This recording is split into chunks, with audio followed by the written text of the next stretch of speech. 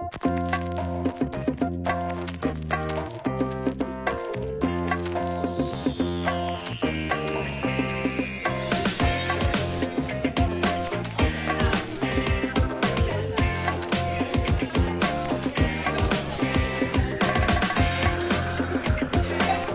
always feels a bit strange coming in trying to explain or lecture, not lecture, but talk about journalism to people as if I've got all the answers, because it's a constant learning process, and it always is. So I'm just happy to talk about anything you want me to talk about, and I'm happy to answer questions about anything.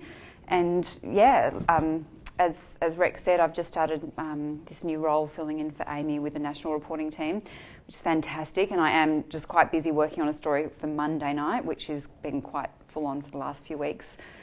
This national reporting team, we roll out stories across all platforms, so reporting for online, radio CAF, TV news, and 7:30 for Monday night. So it's quite a massive preparation. It's like this avalanche of stories that are all kind of coming. So that's where I'm at. But yeah, happy to talk about anything.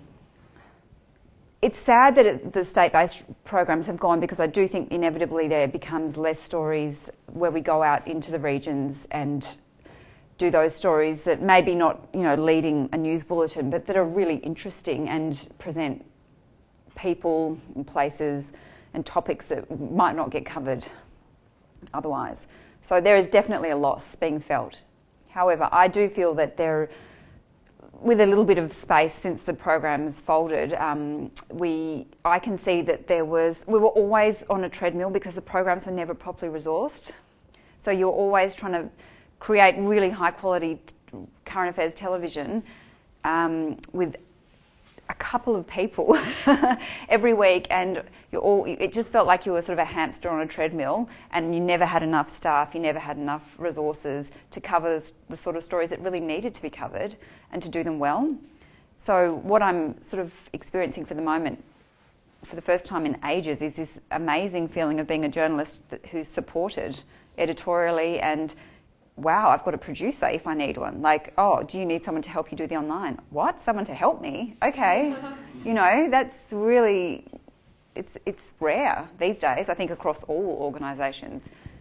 There's a certain type of person that often gives feedback, as you know, as we all know, sort of usually people over the age of 70, and, then we'd get really good feedback from people when it was a story, usually, that mattered to them, and so people from the area that you'd gone and done the story on would be really grateful and interested. Or say you totally missed the point, you didn't get to the heart of it, and you came all this way and you buggered it up, basically. At the moment, I'm getting a lot of stories which have sort of snowballed from other stories, which is really good, and it's amazing because it shows the power of the national profile. Once you start doing, you could be beavering away at 7:30 Victoria and working your ass off and doing really good stories, I think, and it's like it wouldn't get noticed, because it's just in Victoria. And then suddenly you do a story which is, say, Victorian based, but it gets a national run, and it's real, people write in, and you get lots of tip-offs, and yeah, that's really helpful, extremely helpful. It's almost like you put the investigations email that goes on all our stories gets heaps of people. So often if you put the call out, people will contact with case studies, which is extremely helpful.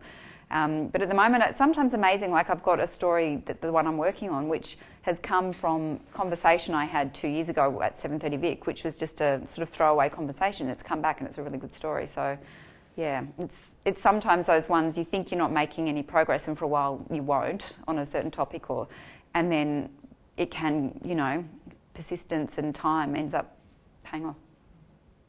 The main thing is your personal skills, I believe, and that will, look, everyone's got their strengths, and some people are really good at finding out information and really persistent and tenacious when it comes to, digging through reports or, finding that little thing that no one else has noticed.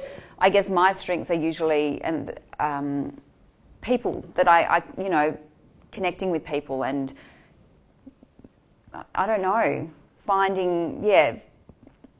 wanting to know more about people, and I usually sort of dabble down the bottom of society. That's where I'm interested, and that's where I kind of gravitate to get people who aren't normally on the media and to talk about issues that are, you know, not nice and bright and shiny.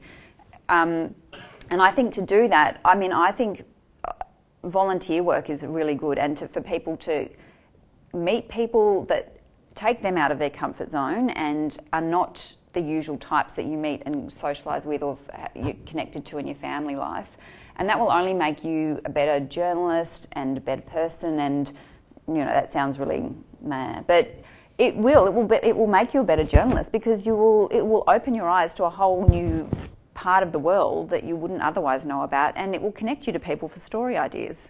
And that's what we're always after, really, aren't we? You know, we want good stories that no one else has covered. We want to break stories, we want to expose things. Now, how do you do that if you're just always, you know, you're on the train to work and reading the papers and this and that? It doesn't connect you with anything. You have to meet people and meet people that no one else is meeting, and to do that you've got to break your little comfort zone and, you know, move out of your world and your suburb or your town. And I mean, it's great if you're a rural journalist and you live in a town that no one else is reporting on. Well, then you're fantastic. You've got open access, and, you know, that's a whole other story. But for those of us working in metro media, I just think it's really important to constantly be thinking away from the norm. Enthusiasm and persistence will win out overall. And I mean, look, yeah, I'm sure it's competitive and everything, but they were saying that when I was, you know, at uni too. So I think that's just a given, and it's probably like that. It's always going to be like that. So I wouldn't let it even worry you, really. I think it's just work experience, you know, trying to make those connections and persisting. I mean, I remember I wanted to do work experience at Vogue when I was, and I really wanted to. It was like, oh, I just want to. Oh, there's a Vogue office in Melbourne. Oh, I didn't know that.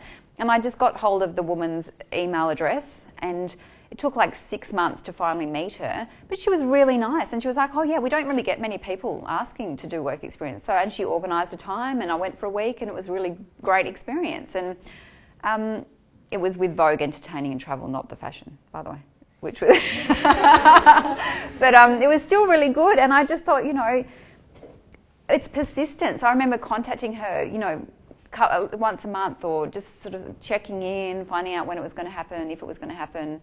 So I just think that will set you apart. It's amazing how many people don't do that. Yeah. I think it's good. If someone's going to follow up my story, great. If they don't want to acknowledge it's the ABC, oh, well, they're an idiot. But I mean, I like it. I think it's flattering. It shows it's a good story. And often the thing that will annoy me is if the newspapers, you'll do a news story and then the next day they'll run something. It doesn't happen very much because they don't. This is a sad thing. I remember when if I was doing court reporting or even state political reporting, like 6-7 years ago, newspapers would follow a breaking story up the next day in the papers. But now it's like they don't even have time to watch the ABC News, or the paper's put to bed before we go to air. They don't follow it. You know, maybe if it's a massive story, you'll get a brief saying, you know, the ABC reported da-da-da. But it's much rarer these days to do it. So I think it's sad. It just shows that there's this sort of, I mean, the papers for starters, I mean, the Fairfax is just so diminished now and that the Age would be more likely to follow up an ABC story usually. The Herald Sun doesn't like following stories up. So unless it's like amazing and they can't avoid it. So no, personally, I think it doesn't bother me, the whole, you know, if they're not acknowledging that where it's come from, then whatever, it doesn't matter.